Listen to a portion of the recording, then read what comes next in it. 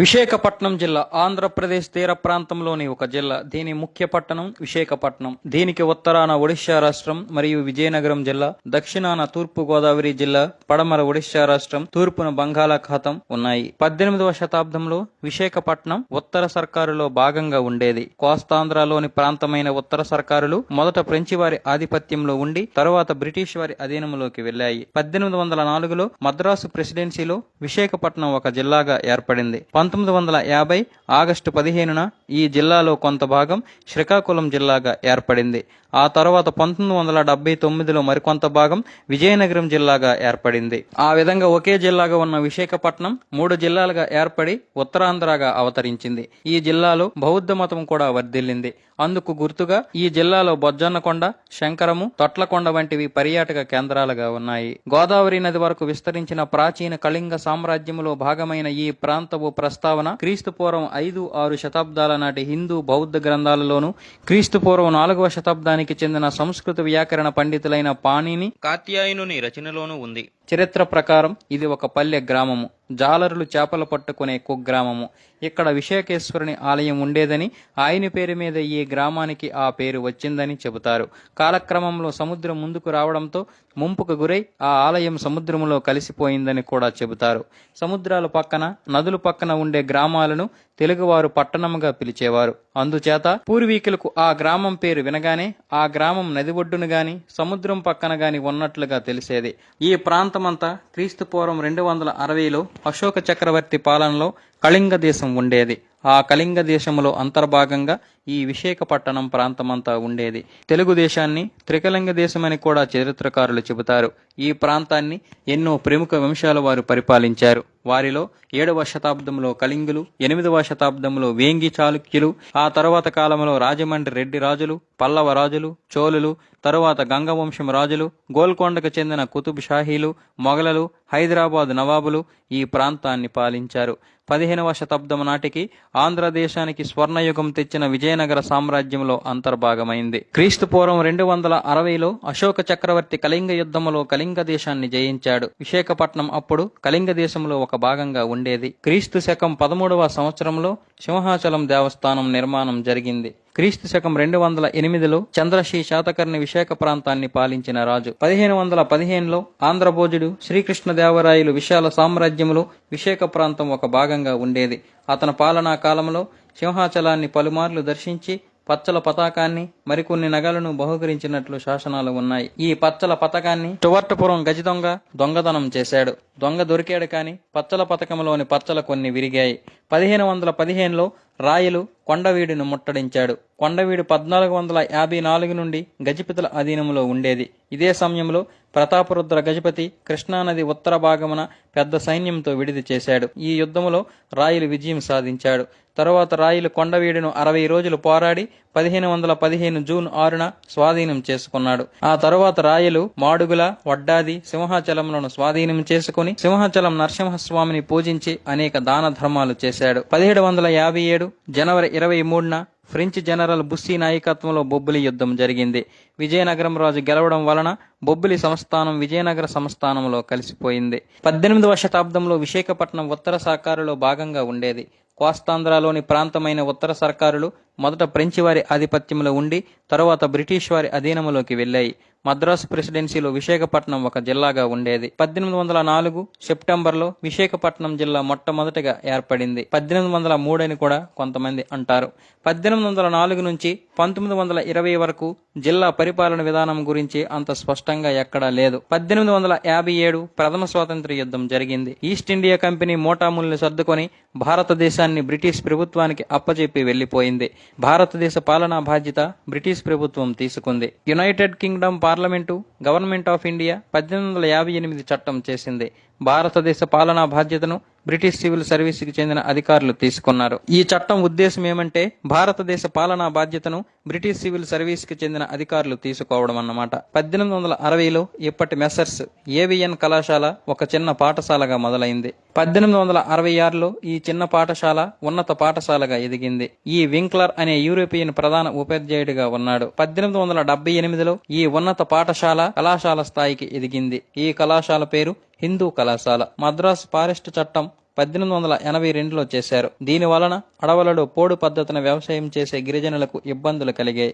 ఈ ఇబ్బందులే 1922-24 మధ్యలో జరిగిన రంప పితూరికి కారణమయ్యాయి. 1858 నుంచి భారతదేశ పాలనా బాధ్యతను తీసుకున్న బ్రిటిష్ సివిల్ సర్వీస్ వారి స్థానంలో ఇంపీరియల్ సివిల్ సర్వీస్ కి చెందిన అధికారులు వచ్చారు. ఈ అధికారులను గవర్నమెంట్ ఆఫ్ ఇండియా చట్టం 1858లోని సెక్షన్ 32 ప్రకారం నియమించారు. తరువాత కాలంలో వీరినే ఇండియన్ సివిల్ సర్వీస్ ICS గా పిలిచేవారు. 1892 హిందూ కళాశాల పేరును మెస్సర్స్ ఏవియన్ కళాశాలగా మార్చారు. ఆనాటి జమీందారు ఇచ్చిన 11 ఎకరాల భూమి, ₹1,00,000 విరాళం, కళాశాల కోసం ఒక పెద్ద భవనం, మరొక ₹1,500 అతని భార్య గుర్తుగా అంకితం వెంకట నరసింగరావు విరాళం ఇచ్చాడు. అందుకని అతని భార్య పేరు పెట్టారు. 1902 ఆంధ్ర వైద్య కళాశాలను స్థాపించారు. ఇందులో పనిచేసిన వైద్య విద్యార్థులకు కింగ్ జార్జ్ ఆసుపత్రిలో శిక్షణ ఇస్తారు. 1904లో మద్రాసు నుంచి కలకత్తా వరకు విశాఖపట్నం మీదుగా రైలు దారిని ప్రారంభించారు. 1907లో బ్రిటిష్ పురాతత్వ శాస్త్రవేత్త అలెగ్జాండర్ రీ 2000 సంవత్సరాల క్రితం బౌద్ధుల కాలం నాటి శిథిలాలను విశాఖపట్నానికి 40 కిలోమీటర్ల దూరంలో ఉన్న శంకరం గురించి వెల్లడించాడు. అక్కడ ప్రజలు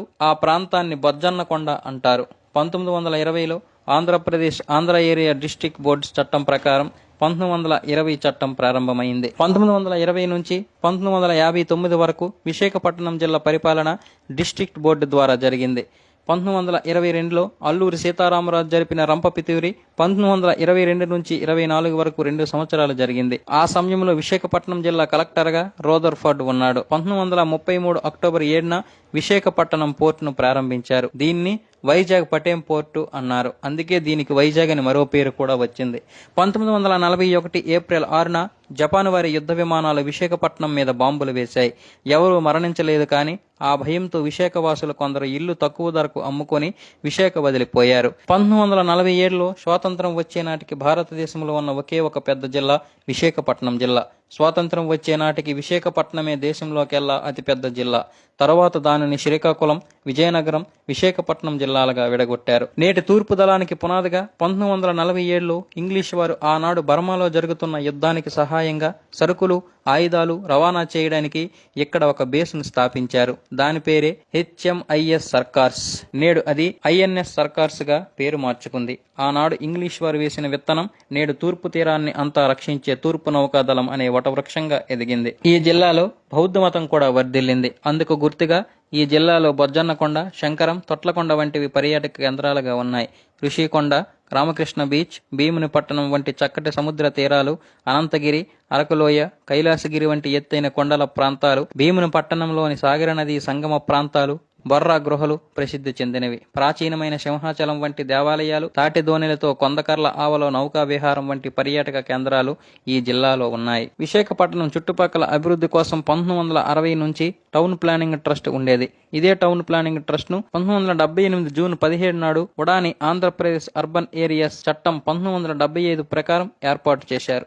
విశాఖపట్నం మున్సిపల్ కార్పొరేషన్ మరొక 4 మున్సిపాలిటీలు అంటే Vizianagaram municipality, Bheemunipatnam municipality, Gajuwaka municipality, Anakapalli మున్సిపాలిటీలతో సహా 178 గ్రామ పంచాయతీలలో ఉన్న 287 గ్రామాలను కలిపి ఉడాను ఏర్పాటు చేశారు.